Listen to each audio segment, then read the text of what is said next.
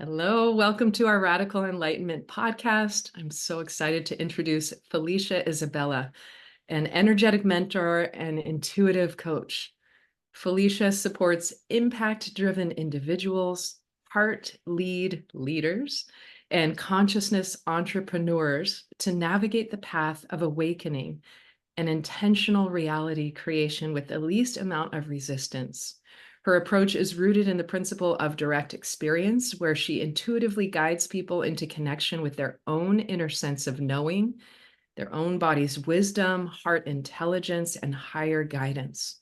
She brings ancient wisdom into modern day frameworks where individuals learn to engage with life from awakened states of consciousness and use their business or craft as a vehicle to uplift humanity while opening to new depths of personal prosperity and realization of our true nature. Welcome, Felicia. Thank you. I'm excited to be here. I met you at an event and I was really excited to speak with you because you dive into attachment styles. And as we move through our conversation, we'll have tips and tools that people can use in their own lives in the way that they relate to themselves, they relate to their loved ones, and even to their business.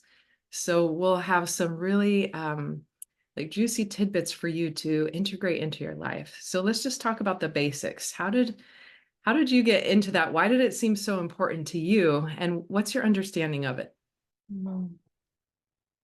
Uh, okay, here's what I'll say. So I feel that I was actually guided into this. It wasn't something that I was initially aware of.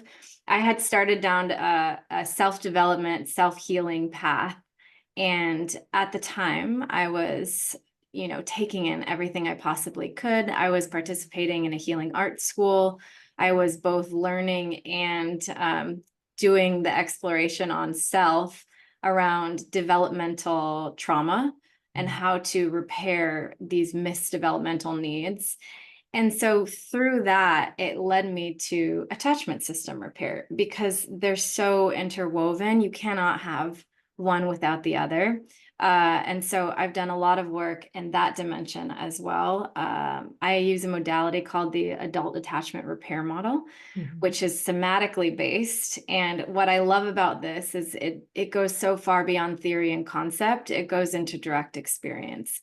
So having gone through this process and used this particular modality for about like 6+ years now in my own body, in my own life, getting support and also using this model with others, you start to learn it inside and out, and you start to see a huge range of how people's attachment systems express and how they've actually been hardwired to feel safe and secure in relationships, not just with people, but with other elements of life, time, money, health, all of these things we're in relationship to. So what are the basics? What are the main attachment styles? So I'm going to touch on this lightly and I'll tell you why. There are really beautiful maps that we can use around anything. And so if we're talking about attachment system repair, there's a lot of maps out there that will point to generally two types. So if you've heard of attachment system repair, you've probably heard of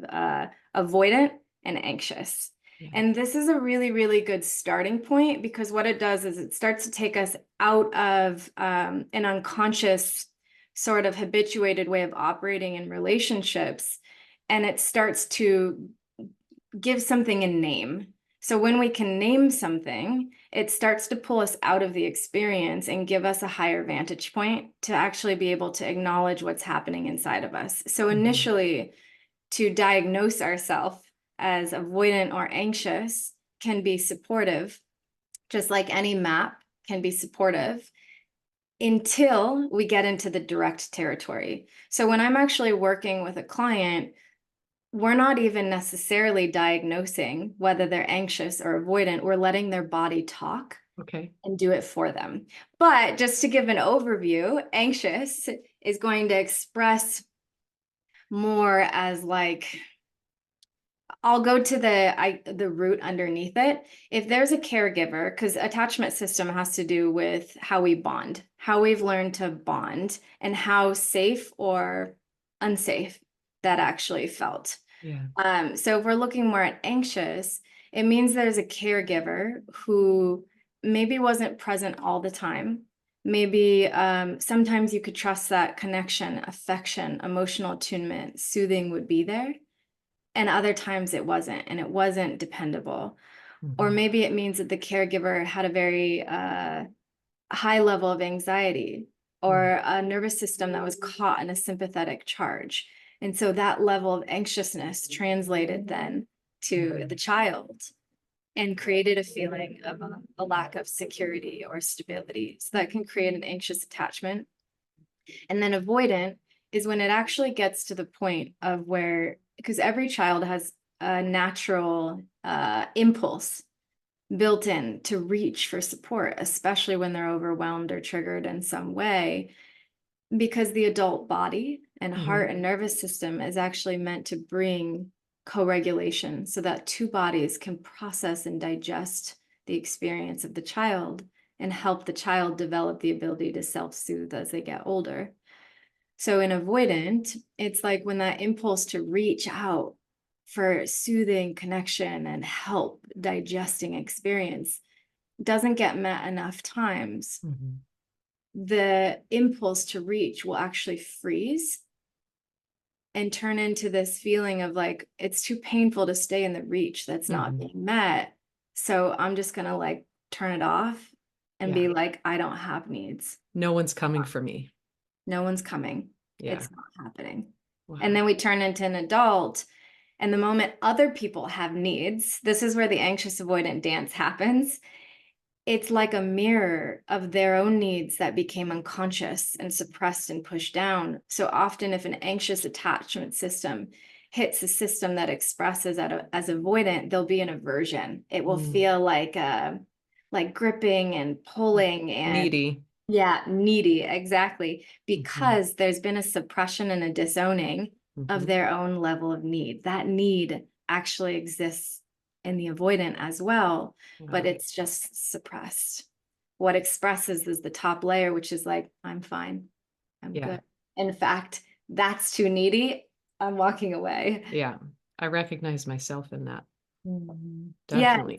yeah, it's good to see. It's good to see Yeah. initially and be like, oh, okay, what am I expressing? Because at least that way, it's like it doesn't necessarily mean anything about Mhm. your character, or who you are, your identity. It's a strategy that is expressing because there's frozen need. And Yeah. in the anxious as well, it's like when the reach is left open and on and it hasn't gotten suppressed, that's really painful too. And it Mhm. doesn't mean anything about the character or the goodness of the person. It just means that that need is still Mhm. looking for repair, a reparative experience so it can settle. And with the anxious, it sounds more like intermittent affection and attention was given. Is that correct? So they can't count on it, but they're getting little tidbits here and there. Yeah. S- And again, it's not a direct science. I think that's why they use the term attachment theory. Okay. What I found is it's like it's a doorway. So we might start with like, okay, I've kind of self-diagnosed. I've read a lot of material. Someone might come in and be like, here's what I know about myself. No, now. Yeah. And it's a really, really great doorway in, because at least then what that does is it starts to remove the sort of top layer barrier of this mind stream Mhm. that wants to go deep into meaning making or problem solving and gets caught there. If we start there, it's a doorway to be able to say, oh, Yeah. this this is the type of attachment style I'm operating through. Now, how does my body actually express that rupture in Mhm. attachment? How does it express so that we can get in there and actually offer a reparative experience? So we can do that in session with a Mhm. practitioner. You can also begin to start doing that with yourself if you prefer more of a solo practice. But when it comes to attachment repair, there will be a Mhm. time when it requires another person, another mirroring or imprint Mhm. of what it actually feels like to digest something without battling or fighting or against ourselves, like digest the hurt of Mhm. unmet need. And then also it's difficult. It can be difficult or challenging to receive a new imprint of what it actually somatically feels like to be met, to be embraced and held with tenderness and support if we haven't received that. So we can begin to access it, but it's much easier if we give ourselves a mirror of that can actually signal to our body through another being where it lives in us, what it feels like, how we can offer that to ourselves. So both pathways are really relevant and beautiful, because let's say you're working with somebody and you're getting the reps of the imprint of what was missed. Now you go to your life and you can use choice. That's where the solo practice comes in a really, really big way. Is, are you choosing in the moment to feed an old pathway that's being unconsciously guided through an insecure attachment system? Right. Or are you pausing, recognizing we have choice, and feeding a different way of operating? Yeah. I've also noticed that in relationship dynamics, typically one partner will be more anxious and one will be more avoidant. Yeah. But they'll flip-flop. Right. So if somebody goes into one, it will kind of organize the person into the other one, and then vice versa. So there's an interesting polarity that happens with it. And it's the perfect expression of one is conscious, the other is unconscious. Whatever is unconscious in one person is probably going to be the conscious one in the other person. Wow.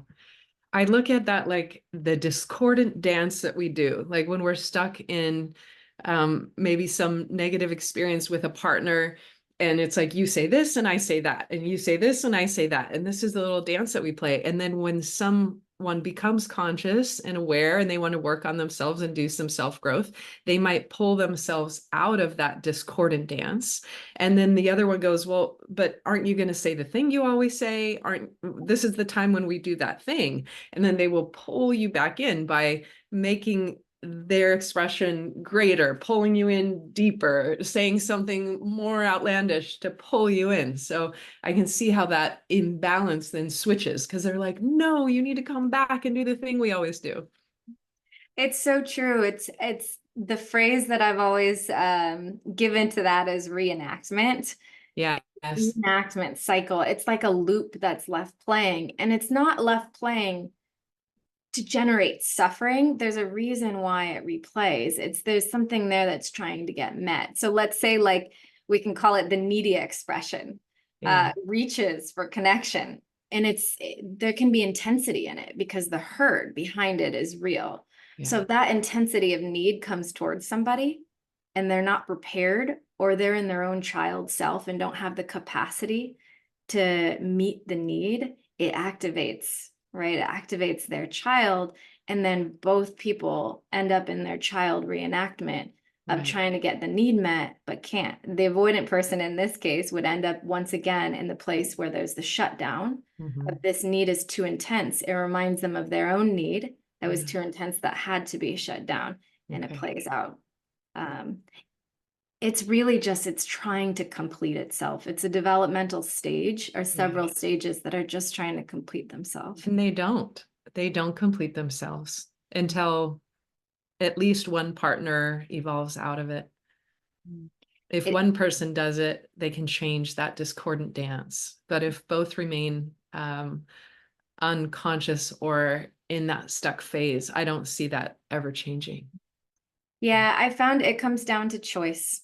Yeah. I think, and there's two ways it happens. It either gets so uncomfortable that it will prompt deeper reflection, or it kind of prompts a search to find out what's going on. Like if somebody finds himself repeating the same relationship over and over and over and over again, even though it's a different person or a different place, a different time in their life, it can reach a point where it's like you almost cannot point the finger anymore. Yeah. Like something's got to change because I can't keep doing this. And then they go on the self-growth journey. That's it. And it doesn't have to get to that point. I really found that. I think for a lot of people, that is what happens. But now that there's such a prevalence of information Yeah. that's becoming more and more mainstream, it's becoming more normalized to self-reflect, Mhm. to explore personal development, to explore awakening and deep inner healing, Yeah. that it's doing something. It's really doing something. We do not have to get to the point of dark night of the soul in order for there to be a shift that occurs. I Right. really, really believe that.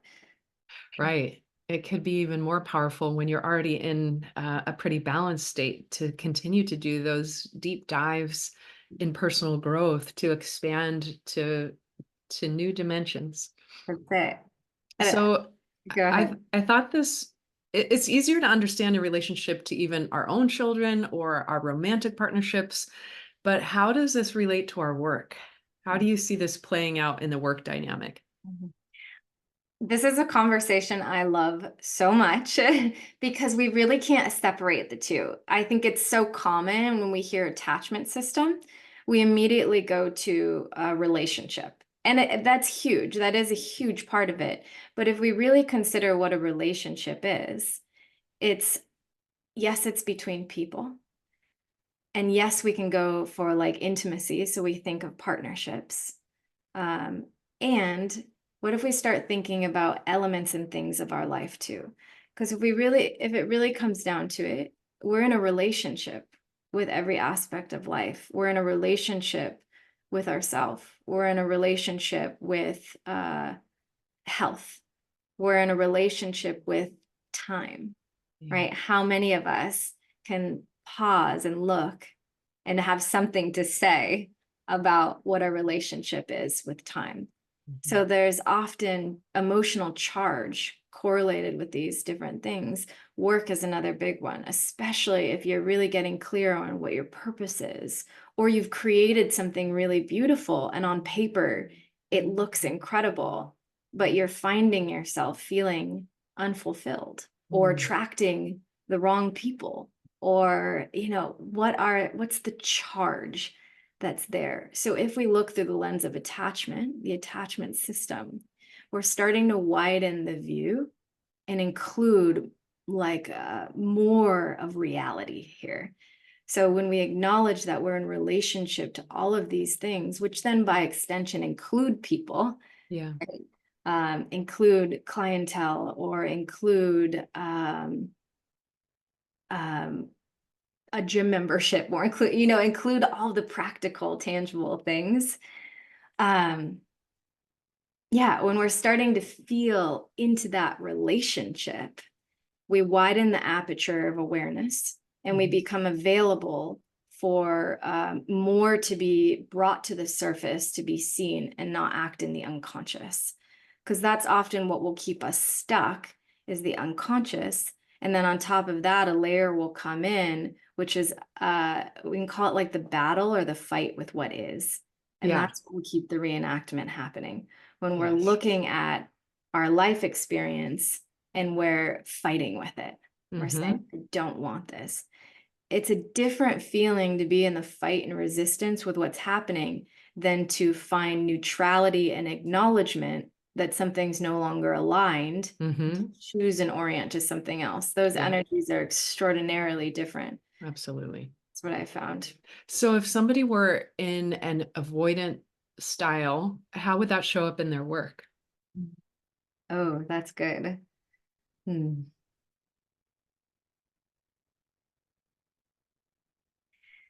I'm trying to think of it's like they blend so much. I'm trying to think of a Yeah. solely avoidant experience.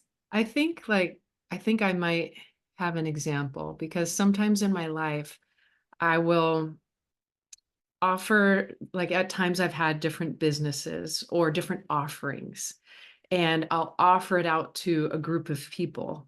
And then if it's not met or received with people that want it, I'll find myself shutting down or just being like, well, that didn't work, or just feeling bad about myself or feeling insecure about then my purpose. Because if somebody doesn't partake, then I'm like, well, I guess no one wants it then. This really sucks. And there goes through that pain period. But then after the pain period, it's almost like a pushing away where it's like, well, fine, then I don't need you.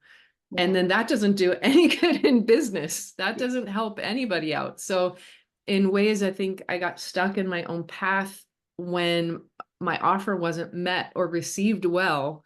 Maybe I changed tack too quickly, or, I gave up too fast, or I found myself being resentful that people didn't want it. It felt sad. Do you think that would be an example? Yeah, and this is something that's really common that happens. One thing I see a lot is like somebody will go through a launch, like Yeah. similar to what you're describing. And I'm sure, I mean, I know, from the little I know of you, I know you have a wealth of knowledge and experience, and you have such a heart that's like here to share. And I found that, especially with a lot of entrepreneurs who are bridging the world of business and entrepreneurship in their personal lives with these really incredible offerings and the heart of service. So the thing I see repeating a lot is there'll be a launch period. There'll be something that goes out. And then depending on what happens, it will trigger a very particular part of the self. Yeah. So I found if we nuance what's happening, it gets underneath anxious and avoidant and actually goes down to the needs of the parts. Like, what is the need of the part that is being activated or reminded of something that happened or didn't happen many times through childhood. So Yeah. for example, I was working with somebody recently who was expressing something similar to me. Yeah. There had been beautiful offerings, and it was attracting people who actually didn't get it, like couldn't get it. And the way that was impacting her system is that it was like an aspect of her wasn't being seen. She was putting herself out there in these really big ways, and she wasn't being seen. So even though in that moment it wasn't necessarily personal, it may have been that the people who were coming in didn't have intentions that were actually aligning with what she was offering. It could be that they didn't have the capacity, or it wasn't the right time for what she was offering. It's like we could go into the nitty gritty and all of like the practical top layers. But what was happening is that there was impact. And whenever there's impact and there's emotional experience, I'm getting curious about that, because there's something in that that is reenacting the kinds of people who were coming in, who either it wasn't landing, the material wasn't landing, or they were walking away from it because it didn't feel like a fit. And top layer, you could get in your head all day about that, around like, okay, I've got to change my strategy. I've got to change my verbiage. I've got to shift my launch strategy. I've got to here's like the bitch of it is that all of those things have relevance. So we can't negate it, but if you get caught only in that, and the piece underneath doesn't get addressed, it doesn't matter what strategy you use. It doesn't matter what platform you're on. It actually doesn't matter what you do or where you're going if the energy that is sourcing that action is coming from unmet need. The reenactment keeps happening. So the exploration then becomes, in this case, it was going beyond the story of what was happening in present day and getting with, like, how does that actually feel? Without having to find out why, where it came from, any of that, how does it feel? And it's like the emotion that was coming up was frustrating, really frustrating. And that was it. We start with that. So then it's like, okay, let's let frustration express. And often it's like there's certain emotions that have been permissioned culturally or in a family dynamic, and certain ones that have not. So if it's uncomfortable to be in anger, let's say, or if it's uncomfortable, Not allowed. Yeah. Exactly. Yeah. Pop back up to the problem solver and go, how do I change my strategy? Yeah. What do I need to do with my strategy? What can I do different? But it's still being sourced. Part of self that's had an attachment rupture. Yeah. So what we actually discovered is, as we got underneath the frustration and the anger, and we started, naturally, there was grief that came to the surface. Yeah. We were available to create a reparative experience. So in that case, it was being together. And in that moment, I had the capacity to rest in my own adult self rather than a child, and be present for this part that was expressing as a child and the other woman, and give it a space to move through the depth of the emotion.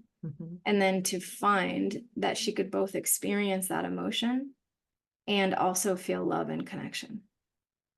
Because in the moments that there's something playing out with a practitioner and a client, the unconscious expectation, if there's a child in the practitioner, is that the client becomes the adult, and they can't. They can't. And so it reenacts. But if you take that feeling, somebody in container where they can rest and be with you, and actually bring an imprint of, I see your part. Welcome to express here. I can get with you. We can be with it together. And I can also view through that and see the aspect of you that is more than your part, that is capable, that doesn't need necessarily, that doesn't need like a launch to go well, to get clear in the system that like you have innate worth and gifts that are here, that are not dependent on how it goes. Because what happens is these gifts get woven or bound with parts that have unmet need. So we'll bring gifts to the world, but then a part is trying to get a need met still, and it will be on high alert for anything that resembles what it's gone through in the past. And then it hijacks the system and makes it challenging to create something different.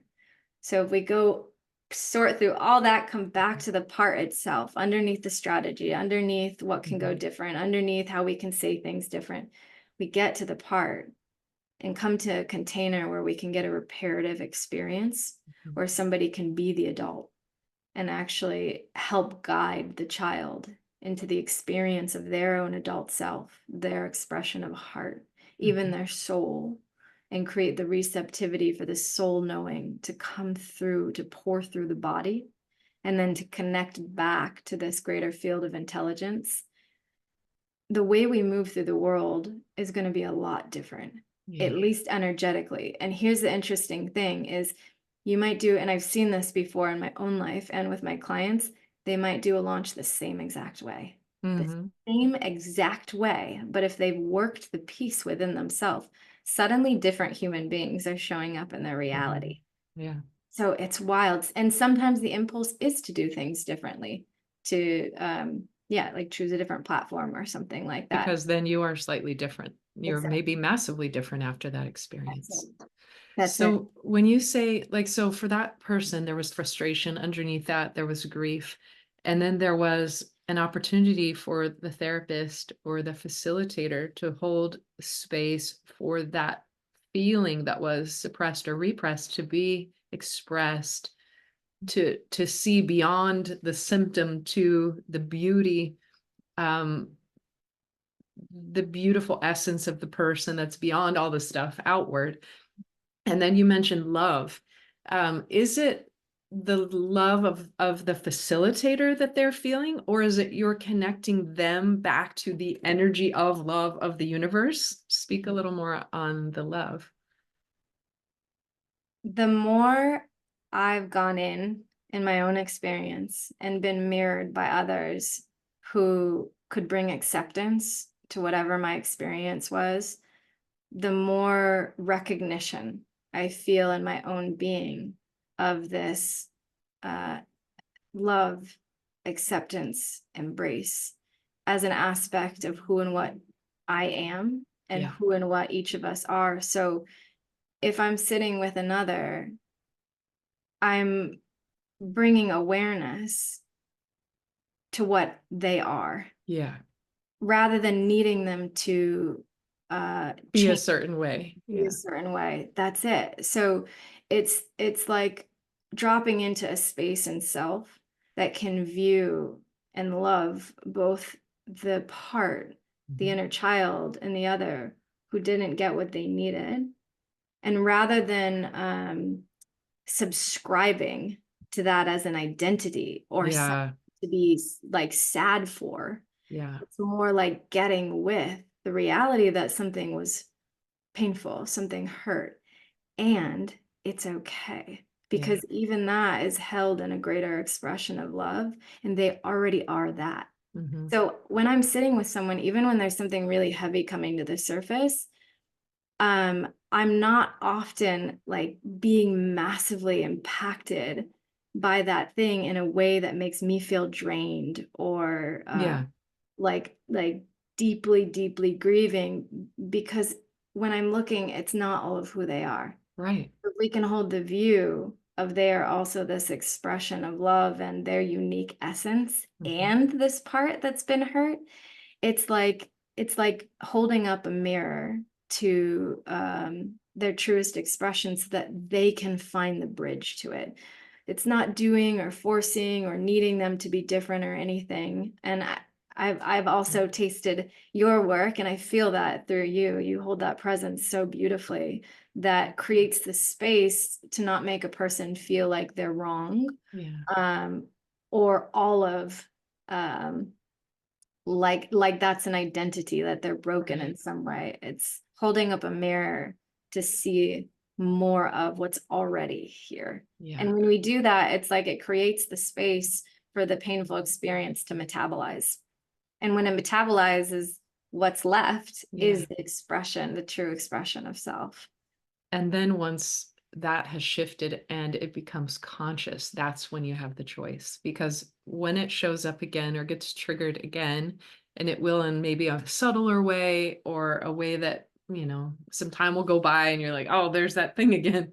We Yeah, can move through it faster, recognize it easier, remind ourselves of the truth of who we really are underneath it all, that's it. and have a whole lot more fun here on earth. Yeah, well, and I'm glad you said it too, because there really is choice. And when it Yeah. feels like there's not, all that means is that there's a little more tending Yeah. to do with our young ones. That's it. And it's like, where are the containers? And we'll Mhm. talk about practices too, Yeah. tenderness. And then when we have that, it creates space where we can recognize, oh, I have choice here. I Right. actually have choice. I can choose something different in this moment rather than feeling a victim to experience repeating. Yes. Let's get into that. So what are some things or maybe, one or two things that we can do that we can take with us as a process of your teaching that can impact our lives in a powerful way?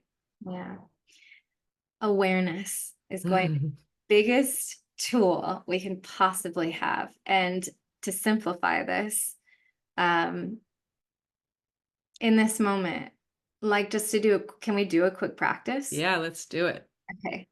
So this is something that you can do on your own. And we like to overcomplicate things as humans, I found. So we're going to keep it so simple. Mhm. So in this moment, and forever, whoever is listening, just go ahead and close your eyes and just think of something today or this week that brought a little trigger in that made you feel like, ugh, a little overwhelmed, frustrated. And as you're bringing that in, that feeling, notice, are you thinking of the circumstance? Are you thinking of the person who triggered you? Are you thinking of that thing in your life that made you feel uncomfortable? And all we're going to do is move from awareness on the other person or the thing and turn back towards yourself. And rather than this being something to figure out, you can simply set the intention of viewing self. And awareness is intelligent in its own right. So it will guide you to whatever you need to notice. So again, to simplify, notice, do you go directly to your mind? And do you feel that your mind is sort of going a million miles a minute, whether you can decipher what thoughts are there or not? Do you just feel like you're in your head? Like you're in your head, you're caught in your head. And if that's the case, you can say, oh, I'm in my manager. I'm in a part of myself that lives in my brain that knows how to be in the incessant stream of thoughts. I'm in my manager, you name it. For some people, the moment we turn awareness towards the self, you might become aware of an emotion. Some emotions are more protective, some are more vulnerable. What if neither of them are wrong or bad? Can you say, there's an emotion here that I'm present and aware of? Can you even name the emotion? For some of us, we'll go directly to our physical body or even our subtle body. The moment we invite awareness to be with self, to look back at self, we'll start to become aware of sensation. Maybe you feel tension in your neck. You realize your shoulders are tight and pulled up towards your jaw. Maybe you didn't realize you were holding your breath and suddenly you're becoming aware of that. And if we're speaking about sensation, for some of us, it might be, what body? Yeah, I don't feel a body. I'm halfway across the room right now, already checked out. That's a sensation. You may notice the sensation of numb. Can you name it to yourself and say, oh, part of me is experiencing numb, or part of me is experiencing anger. A part of me is experiencing managing all of my thoughts and problem solving. And then come back, bring your eyes open to the space. And notice, after naming what part of you is most alive, if you actually have a little more distance from your experience. Like, is there anything else here that feels a little more relieved, or like there's a little more space to be able to name the part of us that is present and experiencing without it being the entirety of our experience? Because if we can name it, there's something else here than whatever was happening. There's more room for it to digest and breathe. And the experience of charge might still be present. It's not about trying to make it go away. That's often what we're conditioned to do, is we feel something uncomfortable, or we see a life circumstance is uncomfortable. We just want it to go away. So we'll unconsciously be fighting it. This hacks the system. The moment we can turn towards self, see the part that's active, it's like we're starting to soften the fight with self. Yeah, the resistance. That's it. Yeah. So now we can be with it and create the environment that allows it to begin digesting and metabolizing. And here's where choice comes in. As we're metabolizing or digesting it, and we're starting to, here's a good question to ask, is how am I relating to this part of me? Yeah. How am I relating to it? And we don't make it wrong, because we're probably going to find that we're not very happy about it. Yeah. So I noticed, like, I felt inadequate, and then I was irritated by that. Yes. So we go and out a layer. so then what do I do with that? So we keep getting bigger than it, the bird's eye view. So you said you felt Inadequate, and then I felt irritated that I was feeling that way, and Yeah. I didn't like it. So I saw it, but then I'm still left feeling like I didn't allow the space for that to be met with openness or acceptance, because I was like, ooh, I don't like that. This is so good, because there's layers. So you're bringing in something we all experience.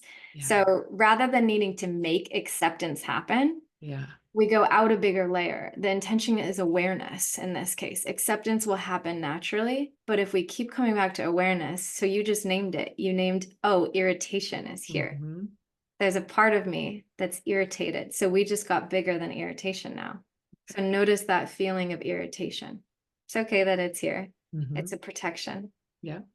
Right? To be irritated with an uncomfortable situation brings back some level of control over self or over a situation. So it worked as a means or a mechanism to help navigate life when there may not have been another option available. So it's bringing, it's bringing like an honoring to irritation. It's like, thank you, irritation, for being here. Like, so glad you're here.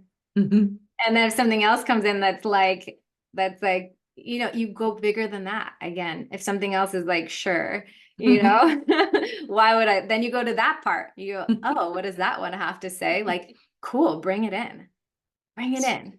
Every single one you invite and welcome in. And eventually, once they've gotten enough taste of like, wait, I'm actually welcome here, they soften on their own. You just keep getting wider. And if we hit a place where it feels like we can't go wider, that's a cue to go sit with somebody who can bring acceptance to that one too, and show us what it's like to be bigger and including that one as well. Wow. That's The powerful. good practice. And It seems like just being super open and curious, inviting that part in with curiosity first, releasing resistance to it, welcoming it in. And then it's interesting because I guess I would phrase it, well, what's underneath that? What's underneath that? What's underneath that? But yours is kind of like, what's bigger than that? What's beyond that?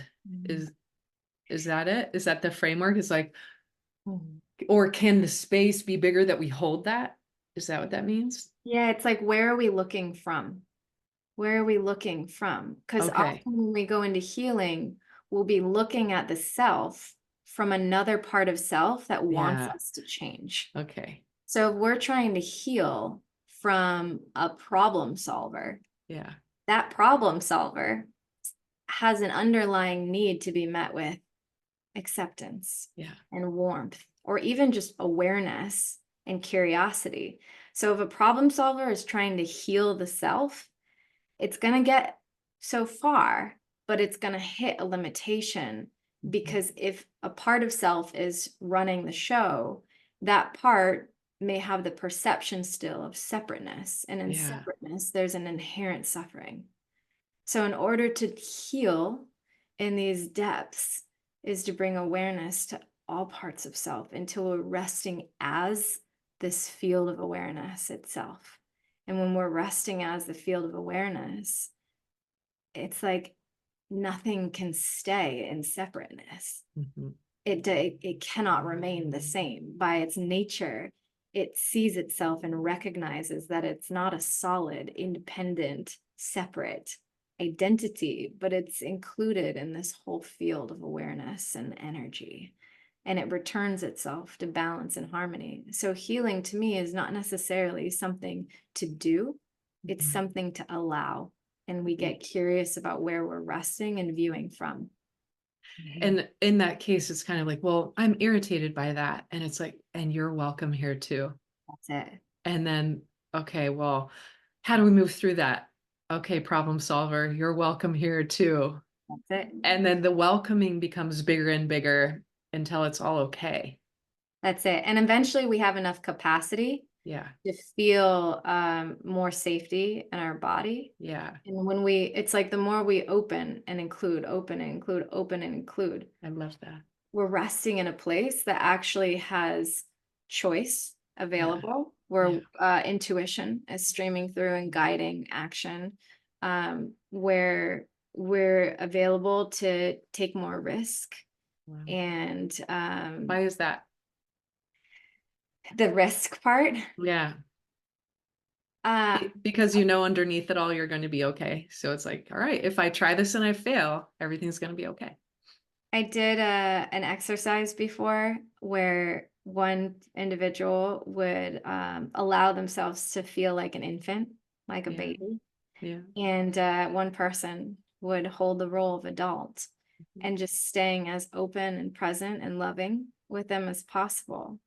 And what you watch, there's this natural unfolding. The one who's embodying their infant self or their baby, first you get to learn about what it was like for them. So some babies will like look and look and look, and then they'll look away for a second and need to come back, right? And so you learn, but if you stay with them, there's a repair that starts to happen. The person expressing the infant eventually will get to like will trust that every time they look, somebody's there. Wow. And so they'll start to explore their environment, and you can just feel like the awe in their face. They'll start to like touch things and play with things. And so when we feel secure Mhm. in ourselves, which we can find that security through repairing our attachment system as one doorway, Yeah. security with others, security with self. There's a natural drive. There's like an intelligence that brings us into that exploration or risk or adventure or following the impulses that might not be normalized culturally, that are coming from more of a soul expression or something like that. But when the body is safe, we'll take more risk. When we feel safe within our relationship to other or to self or to source, we'll take more risk. It's like the leaf that grows on the tree, you know, it just does it. It goes. Because your home base is with you. So wherever you travel into other places, your center is with you and you feel safe there. So it's not dependent on other things to be a certain way for you to feel that. And then when you feel that, it goes with you through all experiences. So then you feel more apt to be able to explore with that safety that's always with you. That's it. And it's a Wow. process too. So it gets better every step of the way. I found it's not like A to B. When I'm at B, I'm healed, I'm good, I can do all the things I've always wanted to do. Yeah. It's one thing at a time. One of my mentors, his name is Peter Cummings. He created the adult attachment repair model. Yeah. He'll talk about the pillars of secure attachment, and what he's noticed over, I think, something like 30 plus years doing this work with people, is that there's certain tendencies that naturally shift in their life experience. Creativity is one of them. As secure attachment develops, there's natural creative impulses, and people will start playing instruments, learning Wow. languages, like doing all these things that are uncharacteristic to their personality. Financial stability is another one we see over and over and over and over again. As there's security in the attachment system, it translates through to a sense of security in the financial sense too, because it's interconnected. If you figure we are like projecting our life experience into this hologram, if it's being generated through our own perceptions and the energy we're putting out, then it cannot not be correlated. So that comes all the way through. Wow. So yeah, there's all these really cool cornerstones, but choice is what helps integrate these healings. So we get bigger, we bring awareness in, and then the moment we have more resource available to recognize that we have choice, we can perpetuate and feed triggers, or we can choose the things that might feel riskier, a little uncomfortable because it's new, it's unfamiliar, but do them anyway. Mm-hmm. Yeah. And then So, life begins to radically change. right. Mm-hmm. So just by feeling secure within yourself, and I think about Maslow's hierarchy of needs. So at the very bottom, there has to be safety and security. Once those basics are met, then we can evolve to higher levels of functioning. Now, what do we want to do with our life? Things like that. So you're saying that when you feel that safety and security within your system, that is reflected by um, your work or finances being there because there's an expectation that it always will. Am I getting that right? It feels like a yes and. It's Yeah. like both are true at the same time. If you feel secure within yourself,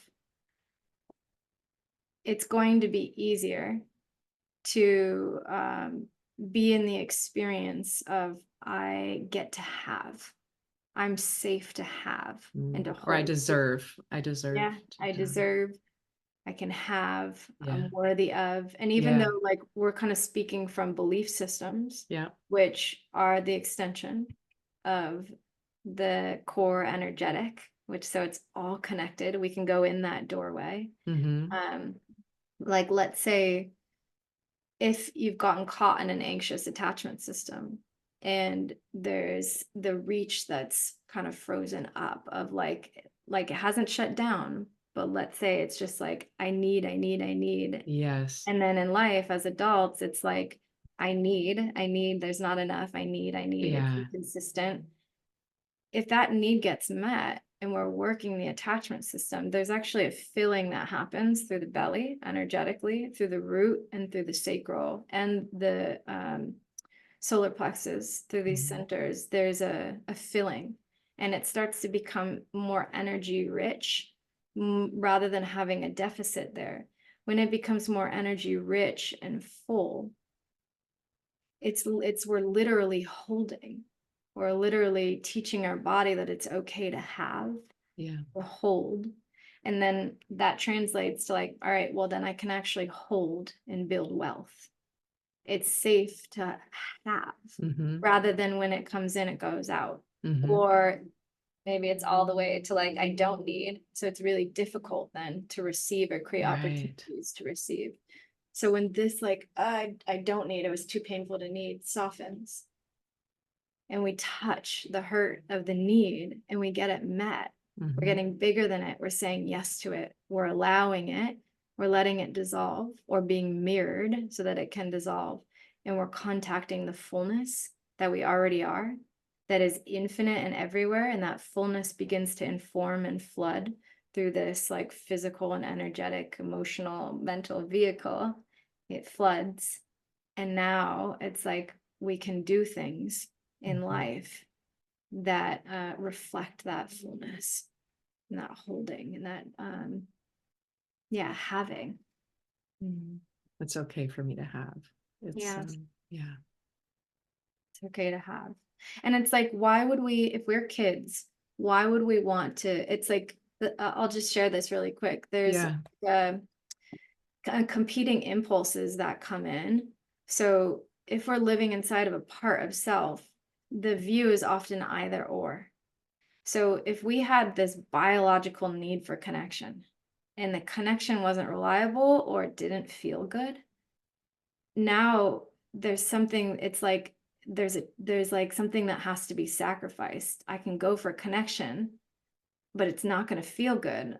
So then I have to sacrifice like the well-being and the fullness, or I can reject the connection and still acknowledge like the hurt of the need. It's like there's no, it's like one or the other, and either way you lose. So you get to adult and it feels like there's no way out. It's either one negative or another negative, or one good thing with a sacrifice, a different good thing with a sacrifice. When we're working the attachment system, we're opening up beyond that. So there can be the third option that isn't dependent on sacrificing one thing for another, but rather like maintaining connection and getting to express, maintaining connection and getting to feel the goodness. It's the and that brings us all the way through, I found.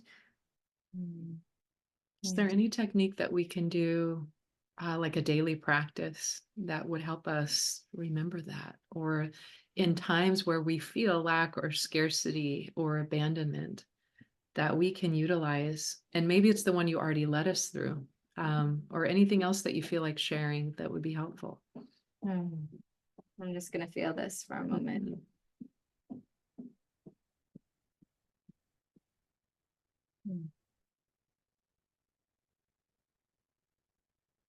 Yeah, it feels like just taking a breath,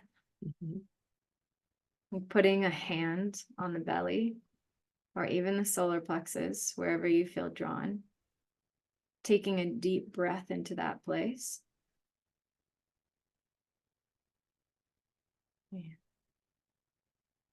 Allowing yourself to be with.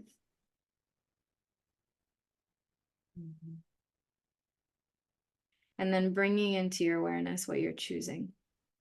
What are you choosing? And is there anything here that represents that feeling? So if it's, I'm choosing fullness, I'm choosing satiated, we can choose it through declaration.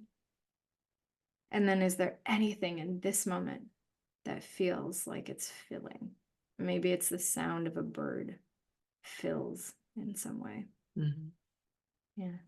Acknowledgement, being with, and then choice. I like combining those two techniques together, because if we can acknowledge first in the way that you guided us through previously, um, observing the feeling of lack or scarcity or fear, and just being like, it's okay. You're okay. You're welcome here. It's okay that you feel that way. And expanding out the perception of that, so that there's space for that instead of being pushed down and like, oh, I don't want that. Ew. It's like, no, you're welcome here. And so when that has room to breathe, then it may either dissipate on its own or just be allowed. And then it's like, okay, well, then there's the choice, right? Is there anything between that? Or is it just you can go right into choice? How do you want to feel? I want to feel brave. I want to feel capable or able to move through this. Mm. Is that the way, or do you think there's something in between those two? It depends on the person. Yeah. It depends on the person. So the map I've used is healing, awakening, and creation. Yeah. If you find like there's something really tender there when you come to be with, Yeah. it might need tending, and it might need time. So it's like reps. So you're either tending with self, being with, and if you find that you can't get out of the fight, or Yeah. like it's hard to acknowledge the part of you that's fighting, you go sit with somebody. You Great. see somebody and you work in the tending for a while, repairing and getting the needs met of the child.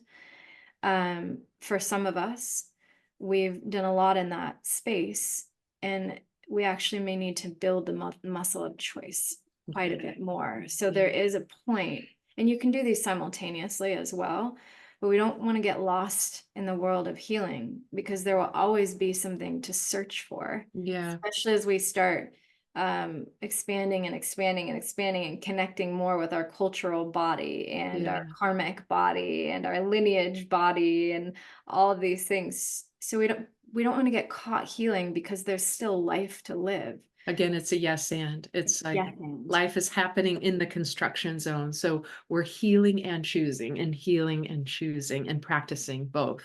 yes, yes, yes. They go hand in hand together. So bringing in choice is great from the beginning, and then you'll notice you'll probably lean or feel called heavier to one side or the other for Okay. different eras of life. So Yeah. leaning into the choice would be, do I find that every time I'm feeling a trigger, like I'm processing it, and I'm feeling and I'm feeling and I'm feeling and I'm feeling and I'm feeling and I'm feeling forever. Mm-hmm. If that's the case, it's like, pause. Yeah. Notice what else is present with the part of self that's processing. Because there is something typically there that will reveal that feels more like well-being or stability or direction. It's like all these qualities of wholeness will actually reveal as these parts of self digest and integrate. But then if we go back to our life experience, and there's like something every day that typically triggers us, Mm-hmm. whatever the context is, it's a groove. It's like a groove in consciousness that has a magnetic pull to it. Mm-hmm. So that's where choice comes in, because let's say we liberate all this energy, so we have all this fuel and this potentiality to pour into projects, family, whatever, because we're human beings and we have free will and we have these grooves that have been created.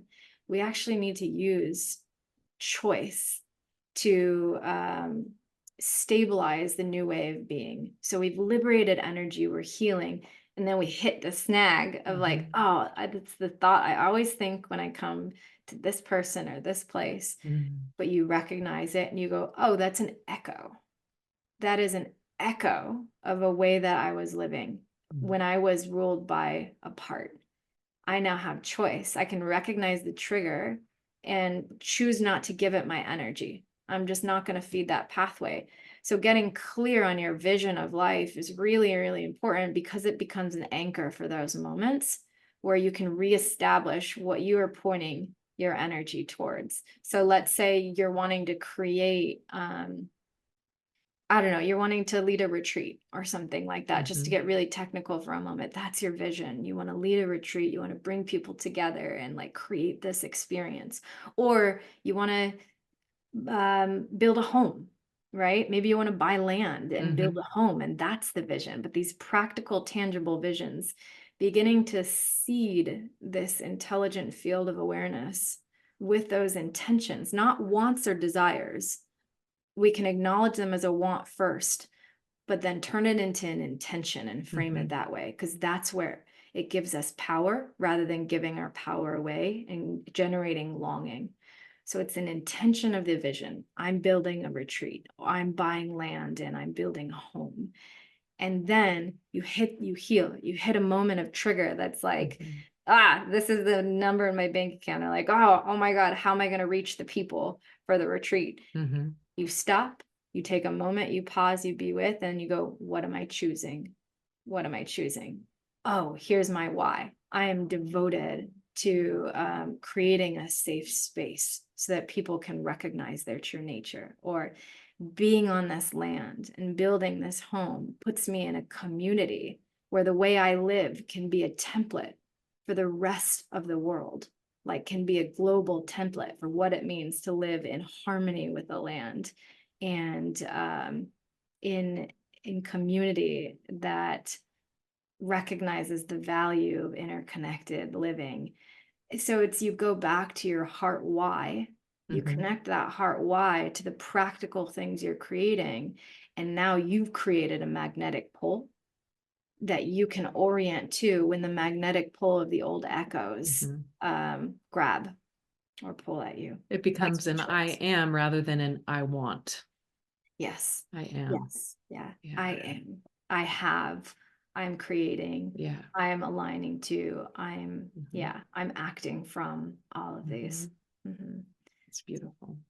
So if what does it look like to work with you? If Mm. somebody is having that calling and they feel stuck and they're trying these methods and they get stuck in a part and they're like, I need somebody to help me through this. What does that look like? Mhm.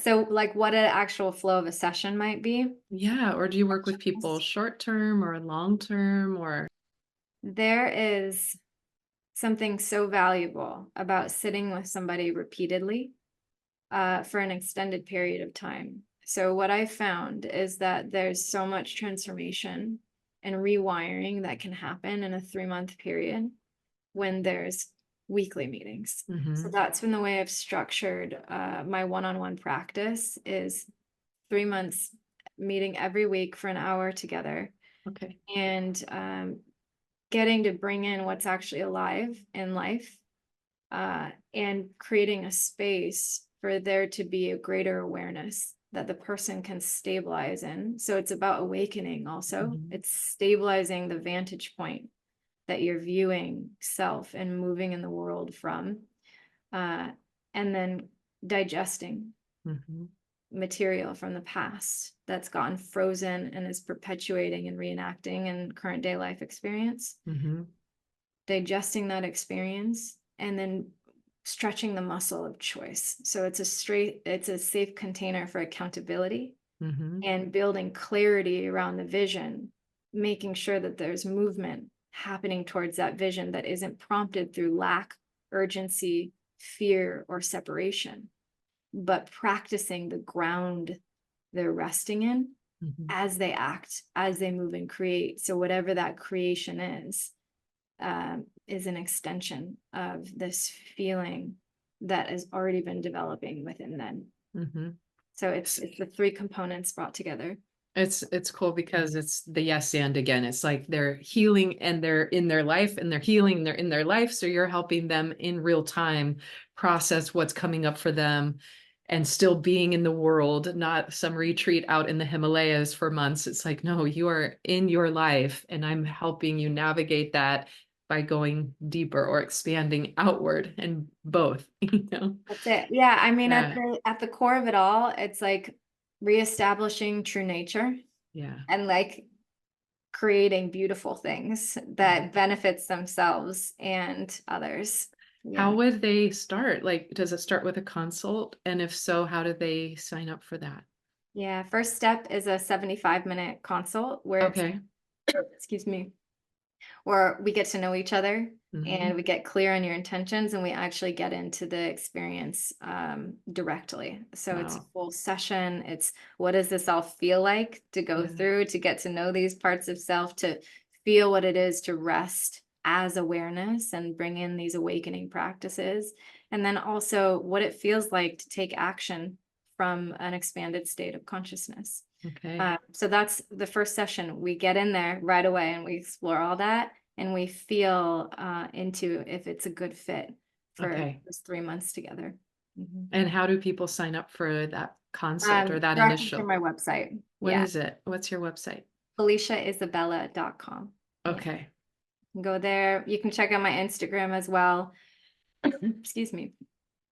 Instagram is FeliciaIsabella.im. I've got some fun information that's I'm starting to trickle into that particular area. And people are always Hmm. surprised, like I haven't done any particularly large social media presence or anything. And I've Hmm. built my practice, which is very full and life-giving, through energetics, word of mouth, and action that's been prompted or guided that feels really, really clear rather than having to follow other people's rules of how to do Amazing. anything. Mhm. Wow. I'm sure you could help people just with that alone. Yeah. Um, how to follow that. So we wanted to offer our listeners, those that are watching, an energetic transmission. Mm. And this is a recording that people can access, embedded with living wisdom that meets you in the shadows, takes you through a process of self-liberation, and witnesses you stepping into your essence. It's a guided journey that takes you out of a state of tension, that anxious, triggered, overwhelmed state, and into readiness for miraculous creation. And you can think of that as receiving a deeply transformative one-to-one session between you, your higher self, and God, source, universe. It's a guided journey from fear to love. And there's a 60-minute guided audio experience. And it's at feliciaisabella.com/offers. And I'll be linking that in our show notes. And she's offering a coupon code Radical Love, all capital letters, all spelled out. And it's normally 111. She's offering it for 97. So if you want to experience that journey, that would be a nice way to see what that could be like, and definitely set up a consult. Your consult sounds amazing. 75 minutes. Whether they decide it's a good fit or not, it sounds like a massive exploration that would be highly valuable no matter what. So I Mm. would highly recommend that. Thank you. Yeah, I'm excited to share the transmission as well. It's like Yeah. if you're like, I don't need a session yet, or I'm not ready for a session, or like, whoa, that's like throwing me in there, and you prefer to start with solo practice, Yeah. this transmission, you can also call it an activation, is a really great way to start. You get to sit in the comfort of your own home, throw some headphones on, and it's a guided hour experience that helps you. It's like an extension of the practice we did here, where Yeah. you really, really get to feel what it's like to discover these parts of self and then go through the bridge of actually resting in a quality of your nature or your essence that can bring you into the prompts for creation. Amazing. And we're both here in Encinitas, California. Do you see people in person, online, both? I do both, yeah. So virtual and in person. I love both. People are always surprised the depths that you can go online with Yeah, energetic attachment, awakening kind of work, all of this. It's awareness is non-local, which yeah, means it doesn't mean if we're across the world, there's still a lot that can, I mean, just as much can happen online as in absolutely. person. I totally agree. Thank you so much for sharing your wealth of wisdom, practical tips to help us get into those deeper places of our truest essence, ultimate acceptance, curiosity, creation. It's just a blessing. So thank you for sharing that with everyone today. I really appreciate it. Thank you, Kelly. I appreciate you having me here. Bye, everybody.